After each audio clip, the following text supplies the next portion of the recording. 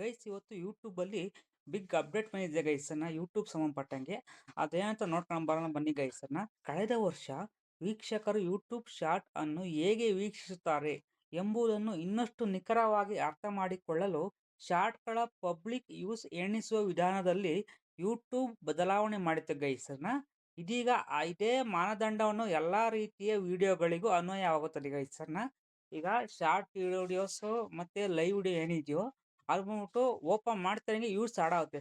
ಸರಿನಾ, ಇದೇ ತರ ಲಾಂಗ್ ವಿಡಿಯೋಕ್ಕೂ ಓಪನ್ ಮಾಡ್ತಿರಂಗೆ ವಿಡಿಯೋ ವ್ಯೂಸ್ ಬರಂಗೆ ಯೂಟ್ಯೂಬ್ ಮಾಡಿದೆ ಗೈಸರ್ನ.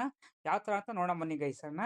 ಆಗಸ್ಟ್ 24ರಿಂದ ವಿಡಿಯೋ ಪ್ಲೇ ಆಗಲು ಪ್ರಾರಂಭವಾದ ತಕ್ಷಣವೇ ಅಂದರೆ ಮೊದಲ ಫ್ರೇಮ್ನಿಂದಲೇ ಅದನ್ನು ಒಂದು ಯೂಸ್ ಎಂದು ಎಣಿಸಲಾಗುತ್ತದೆ. ಎಲ್ಲಾ ವಿಡಿಯೋ ಫಾರ್ಮ್ಯಾಟ್ ಗಳಿಗೂ ಅನ್ವಯವಾಗುತ್ತೆ ಗೈಸರ್ನ. ಈ ಹಿಂದೆ ವಿಡಿಯೋ ಫಾರ್ಮ್ಯಾಟ್ ಗಳಿಗೆ ವಿಭಿನ್ನ ಯೂಸ್ ಎಣಿಕೆ ವಿಧಾನಗಳನ್ನು ಬಳಸಲಾಗುತ್ತಿತ್ತು ಗೈಸ್ನ. ಇದೇ ತರ ಕ್ರಿಯೇಟ್ ಗಳಿಗೆ ಗೊಂದಲ ಉಂಟಾಗುತ್ತಿತ್ತು. ಆದ್ದರಿಂದ ಎಲ್ಲಾ ಫಾರ್ಮ್ಯಾಟ್ ಗಳಲ್ಲೂ ಒಂದೇ ರೀತಿಯ ಯೂಸ್ ಎಣಿಕೆ ವಿಧಾನವನ್ನು ಜಾರಿಗೆ ತರಲಾಗುತ್ತದೆ. ಸರಿನಾ, ಯೂಟ್ಯೂಬ್ ಅನಾಲಿಸಿಸ್ ಮೇಲೆ ಪರಿಣಾಮ ಗೈಸರ್ನ ಏನಪ್ಪಾ ಅಂತ ನೋಡೋಣ ಬನ್ನಿ ಗೈಸ್. ಹಳೆ ಯೂಸ್ ಮೆಟ್ರಿಕ್ ಅನ್ನು ಇನ್ಮುಂದೆ ಎಂಗೇಜ್ಡ್ ಯೂಸ್ ಎಂದು ಹೇಳಲಾಗುತ್ತೆ ಗೈಸರ್ನ. ಇದನ್ನು ಯೂಟ್ಯೂಬ್ ಅನಾಲಿಸಿಸ್ ಅಡ್ವಾನ್ಸ್ಡ್ ಮೋಡ್ ನಲ್ಲಿ ನೋಡಬಹುದು ಗೈಸರ್ನ.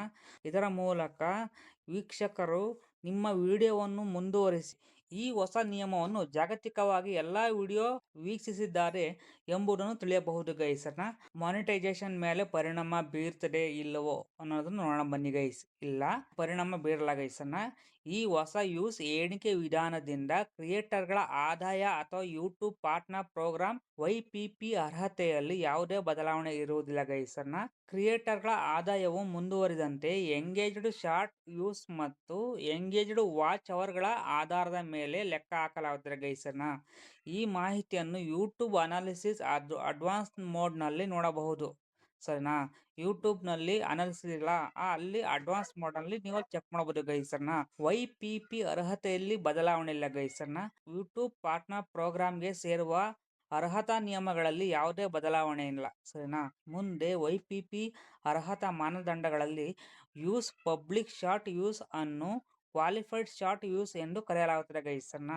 ವಾಲೆಟ್ ಪಬ್ಲಿಕ್ ವಾಚ್ ಅವರ್ ಅನ್ನು ಕ್ವಾಲಿಫೈಡ್ ವಾಚ್ ಅವರ್ ಎಂದು ಕರೆಯಲಾಗುತ್ತದೆ ಗೈಸರ್ನ. ಆಗಸ್ಟ್ 24ರಿಂದ ಏನಾಗಲಿದೆ? ಆಗಸ್ಟ್ 24ರಿಂದ ಯೂಟ್ಯೂಬ್ ನಲ್ಲಿ ಯೂಸ್ ತೋರಿಸುವ ಎಲ್ಲಾ ಸ್ಥಳಗಳಲ್ಲೂ ಹೊಸ ಯೂಸ್ ಎಣಿಕೆ ವಿಧಾನ ಅನ್ವಯವಾಗುತ್ತದೆ ಗೈಸರ್ನ.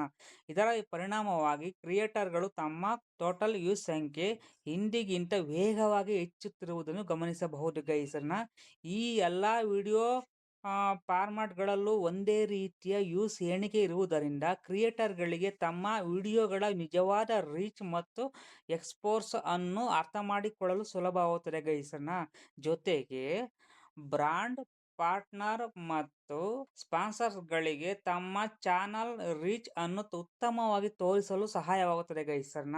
ಆಗಸ್ಟ್ 24ರಿಂದ ವಿಡಿಯೋ ಪ್ಲೇ ಆಗುವ ಮೊದಲು ಪ್ಲೇ ನಿಂದಲೇ ವ್ಯೂಸ್ ಎಣಿಕೆ ಆಗುತ್ತದೆ ಗೈಸರ್ನ.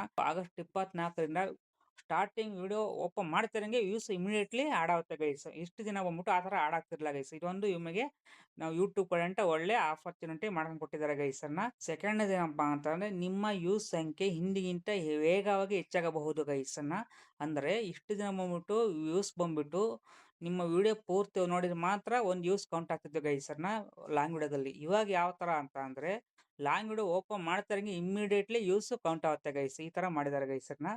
ಮಾನಿಟೈಸೇಷನ್ ಆದಾಯದ ಮೇಲೆ ಯಾವುದೇ ಪರಿಣಾಮ ಬೀರುವುದಿಲ್ಲ ಗೈಸ್. ನಾಲ್ಕನೇ ಬಂದ್ಬಿಟ್ಟು YPP ಅರ್ಹತೆಯಲ್ಲಿ ಯಾವುದೇ ಬದಲಾವಣೆ ಇಲ್ಲ. ಎಂಗೇಜ್ಡ್ ಯೂಸ್ ಅನ್ನು ಯೂಟ್ಯೂಬ್ ನಲ್ಲಿ ಅನಾಲಿಸಿಸ್ ನಲ್ಲಿ ಮುಂದುವರಿಸಿ ನೋಡಬಹುದು ಗೈಸ್. ಎಂಗೇಜ್ಡ್ ಯೂಸ್ ಏನೇನಿದೆಯೋ ಅದೆಲ್ಲದನ್ನು YT ಸ್ಟುಡಿಯೋದಲ್ಲಿ ಅನಾಲಿಸಿಸ್ ಇದೆಯಲ್ಲ ಅಲ್ಲಿ ನೀವು ನೋಡಬಹುದು ಗೈಸ್. ಯಾರು ವಿಡಿಯೋ ನೋಡ್ತಿದಾರ ಲೈಕ್ ಕೊಟ್ಟು ಕಮೆಂಟ್ ಮಾಡಿ ಮತ್ತೆ ಸಬ್ಸ್ಕ್ರೈಬ್ ಮಾಡಿ ಗೈಸ್. Thank you.